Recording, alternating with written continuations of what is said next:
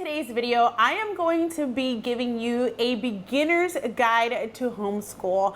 I actually have created a printable that you guys can download. It'll be in the description box below. You can also access it in my blog, joyfuljessy.com, where I also share some resources with you guys, as well as some homeschooling advice and different blog posts and articles that you guys can go and check out as well. There are 10 really important things that I think are necessary for anyone who is considering to take the plunge into a homeschooling journey to consider.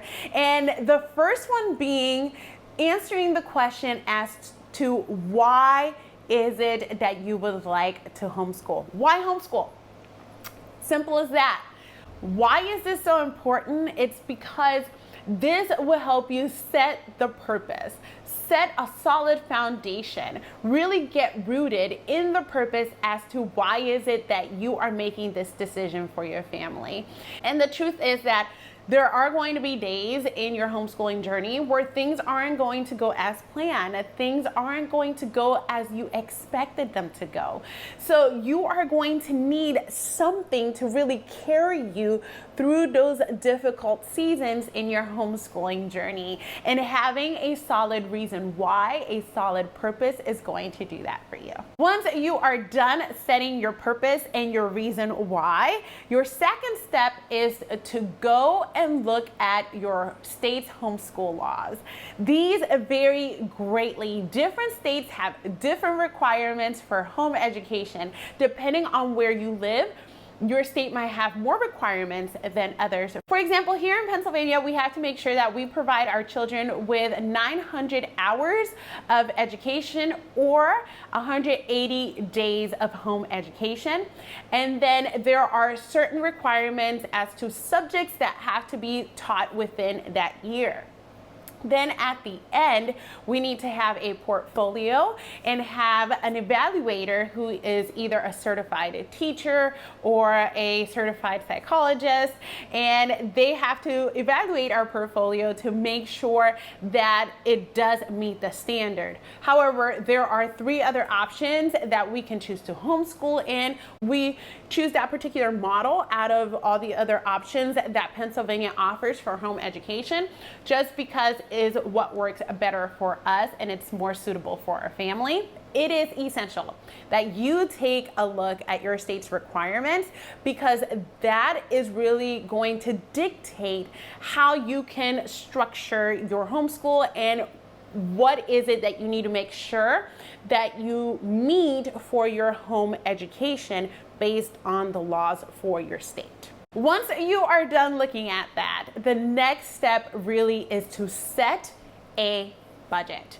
And I think this is super important, especially in this day and age, because there are so many things on Pinterest, so many things that people do on Instagram, even different hauls that people post on YouTube, that is very easy to get carried away when you're looking at those resources and they just all look so great and you just want to get them all.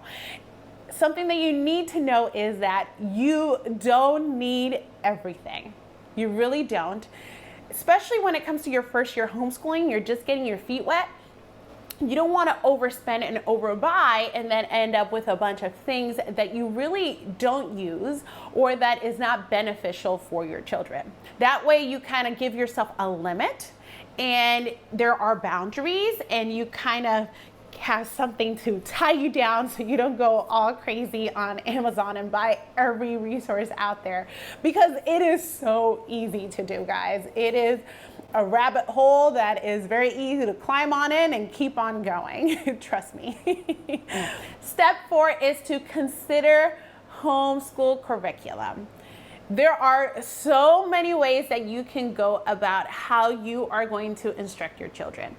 Choosing a homeschool curriculum might not always be the best choice for you. You might want to create your own resources, gather your own books, put it all together, curate something that is individualized, specific for your family and their interests.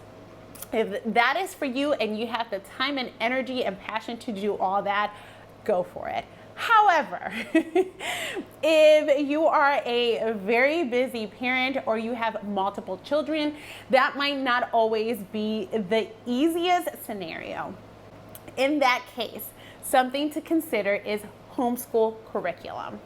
And when it comes to homeschool curriculum, you really want to consider your objective. What is the purpose that you first set when you decided to homeschool? What was your why? You need that. That is really important. You don't want to choose a homeschool curriculum that contradicts your purpose for homeschooling. Next, choose a curriculum that fits your family's lifestyle. Is your family more of a hands-on type of family? Is your family more of a traditional education family? You want them to sit down, to have their lessons, to have their test quizzes. Are you looking for video instruction? Are you looking for something that is more literature-based? What is it that, based on what you know about your family, you think would work best for your family? Once you decide that, then you can go ahead and make the choice for curriculum. Something to keep in mind is that your children are very different. One curriculum might work amazing for one child. However, it might not work that great for a different child. So really, use your first year to kind of get yourself situated. Take advantage of free previews. There is nothing worse than spending thousands of dollars on something that your kids are gonna hate, and then you felt like you tossed money down the toilet. Also, when it comes to homeschool curriculum, do yourself a favor and set a budget as well. Curriculum can cost just a couple $100s, but it can cost a couple $1,000s. Step number 5 is to inventory your time. See what time do you have available in your day. When is it that you want to homeschool your children? Is your family more of an early bird family where you guys all wake up early in the morning and that is the best time to homeschool? Is your family a family that enjoys sleeping in and you kind of want to do more homeschooling in the afternoon? Are you a working family that you might want to consider homeschooling at different parts of the days and even in the weekends? Really consider your schedules and the time that you have available and the time that you want to designate for homeschooling. Sometimes we think of our days and we think that we have all this time to just do this and that, and then we realize, wait a minute, I also need to take care of this and that, and the kids have to go here and there. So really look at a typical day. Look at a typical day for your family. For us, we are a working homeschooling family. Therefore, we schedule our days to fit my husband's schedule, my schedule. So we homeschool in the weekends, we homeschool in the afternoons, we homeschool in the mornings. Is just blocked differently. As you are inventorying your time, because my goodness, time does fly by so quickly.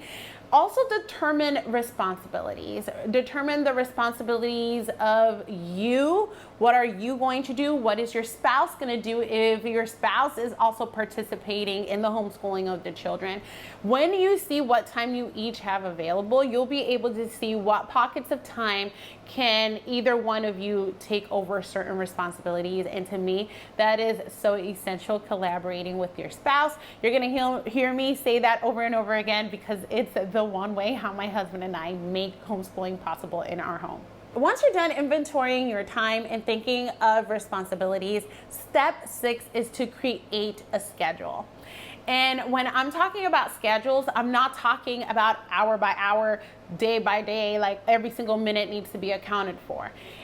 If that is your way of doing things and it fits your personality and your style, great. Quite frankly, that is how I love it. That is my jam. My jam is to have, from here to this, from this time to this time, we are doing this. From this time to this time, we are doing that. And in the summertime, I do the same thing, and my kids love a schedule. If you are more of a person that you just go based on what you guys are feeling that day, what you guys can fit in that day, how is the mood that day, that's fine too.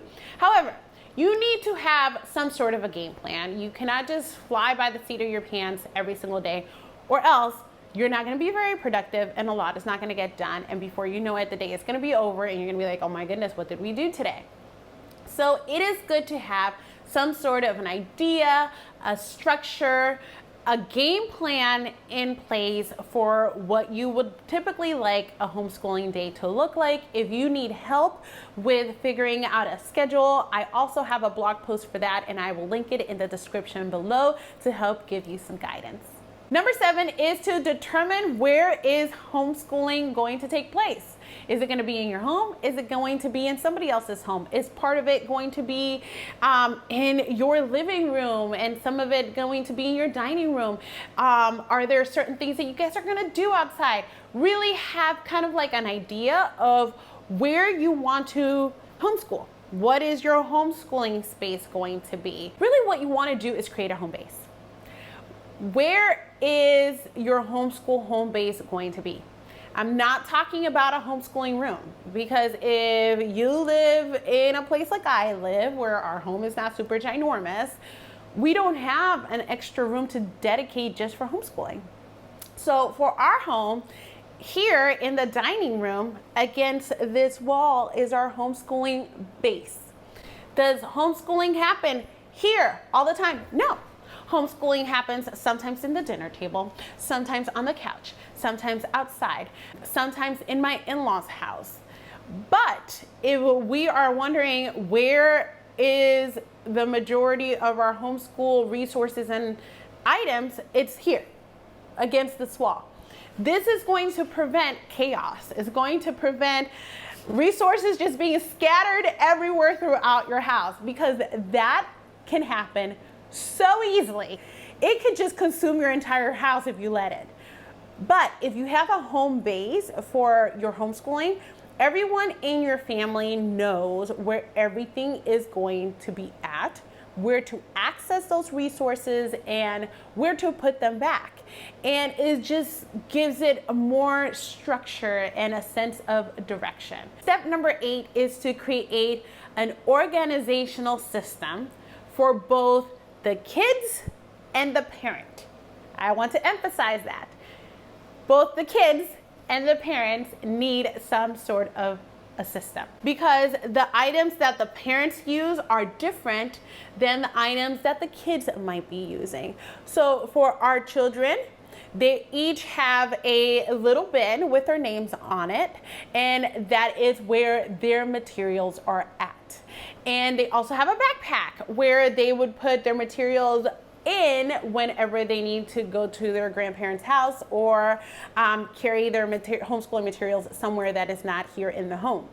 That keeps everything so orderly. Then underneath those cubbies, we have a cubby for student consumables, and then we have a caddy for all the teacher keys.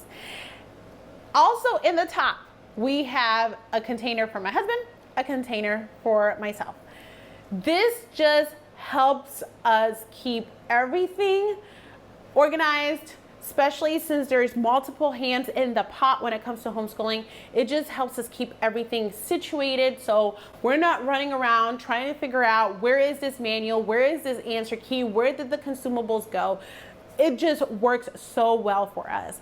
We also organize all of the kids' consumables into one binder, and let me tell you, it is heavenly. I strongly advise you to give it a try. We organize our Abeka homeschool curriculum using the binder system. I have multiple YouTube videos sharing with you guys how to do that, but you honestly can do that with any curriculum. Any curriculum you choose. You can organize it by subject and by quarters to make your life much simpler. Once you have set up your home base, an organizational system for you, the parent, and your children, your 9th step is going to be to actually do the organizing. Organize all those resources and all those materials in the way that you have planned for. just because you want to know where everything is at. Your children would want to know where everything is at. It saves so much time. It just makes everything so much more effective and so much smoother. And the last step that I highly recommend you to do before you go full throttle into your homeschooling year, step number 10, is to test it out. I can't emphasize this enough. Give it a trial run. See how it works for your kids, because you might have this amazing plan in your head, and when you go implement it, it might not work. Do 10 or 15 minutes over here. Try this particular subject over there. Test out the rhythm of things and see what all might need tweaking before the actual homeschool year begins. That will save you so much grief and so much frustration and so much stress because you would be able to make minor tweaks on smaller proportions instead of thinking something is going to work one way, go in full throttle, and then have it all collapse and fall apart, and then the tears will come and the frustration from both you and your children will come. So for us, that is what we did. We tested our systems out. We tweaked things until we found what fit our family perfectly. And let me tell you, I am being very, very honest when I say that us structuring our homeschooling in this manner really has helped both my husband and I. Nothing has ever gone missing. And when something does seem to be getting overwhelming, we talk about it, we come back to our system, and we see what is it that we can change. We come back to our responsibilities and see what can we move around to make it less stressful, less frustrating for our family. We talk with our children. I'm constantly asking the kids, like, what did you like about this? Is there anything about this other thing that you would like to change? So make sure to go ahead and grab my beginner's guide printable from the description below. That is a free resource that you can have to help you guide and create what you would like your homeschooling to look like. If you are already a homeschooling family and there is something that you think that is highly beneficial for first-time homeschooling parents to consider, go ahead and let us know in the description below. We always love hearing from you, and it's just great when we kind of can share with one another ideas and experiences and different things that has helped us along the way. I just find that super beneficial, and I'm sure everybody does as well. Thank you so much for watching, and if you have not done so yet, make sure to like and subscribe. I'll see you next time. Bye.